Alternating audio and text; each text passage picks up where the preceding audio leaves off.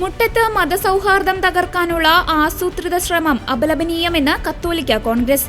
ജനുവരി 12 ഞായറാഴ്ച പാലാ രൂപതയിലെ മുട്ടമ്മർത്ത് മറിയം ടൗൺ പള്ളിയിൽ ഉച്ചകഴിഞ്ഞ് ചേർന്ന പള്ളിയോഗത്തിലേക്ക് അതിക്രമിച്ചു കടന്ന 10ഓളം വരുന്ന അന്യമതസ്ഥരായ ആളുകൾ പാരിഷ് കൗൺസിൽ അംഗങ്ങളെയും വികാരിയെയും അസഭ്യം പറയുകയും കയ്യേറ്റം ചെയ്യാൻ ശ്രമിക്കുകയും ചെയ്തത് അപലപനീയവും അങ്ങേയറ്റം പ്രതിഷേധാർഹവുമാണ്.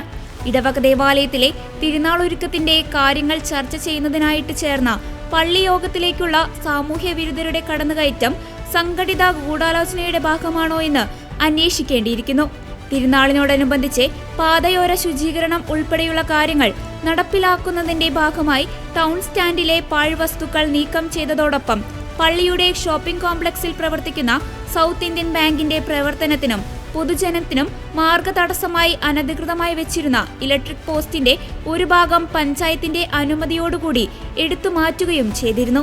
ഇതിൽ പ്രതിഷേധിച്ച് എന്ന കാരണം പറഞ്ഞ് ഒരു പ്രത്യേക വിഭാഗം ആളുകൾ പള്ളി കോമ്പൗണ്ടിലേക്ക് ഇരച്ചുകയറി ഭീകരാന്തരീക്ഷം സൃഷ്ടിച്ചത് ന്യായീകരിക്കാൻ കഴിയില്ല. വികാരിയോടും പള്ളി കമ്മിറ്റി യോഗാംഗങ്ങളോടും പ്രകോപനപരമായും അപമര്യാദയായും സംസാരിക്കുകയും ഭീഷണിപ്പെടുത്തുകയും ചെയ്ത് പ്രശ്നങ്ങൾ സൃഷ്ടിച്ചത് ആസൂത്രിതമായ നീക്കമാണെന്ന് സംശയിക്കേണ്ടിയിരിക്കുന്നു. മതസൗഹാർദ്ദം തകർക്കാനുള്ള സംഘടിത ശ്രമം അംഗീകരിക്കാനാവില്ലെന്നും സംഭവത്തെ വഴിതിരിച്ചുവിട്ട് നേട്ടങ്ങൾ ഉണ്ടാക്കാനുള്ള ചില നീക്കങ്ങളെയും ജാഗ്രതയോടെ നേരിട്ടേ പറ്റൂ എന്നും കത്തോലിക്ക കോൺഗ്രസ് പറഞ്ഞു.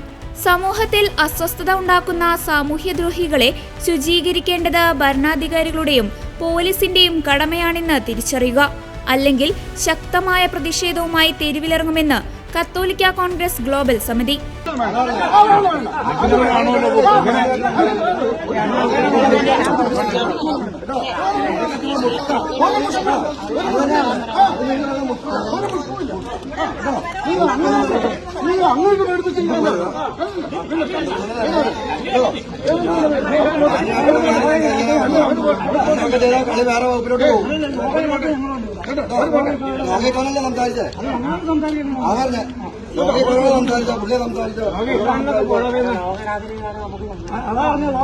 സംസാരിക്കാം.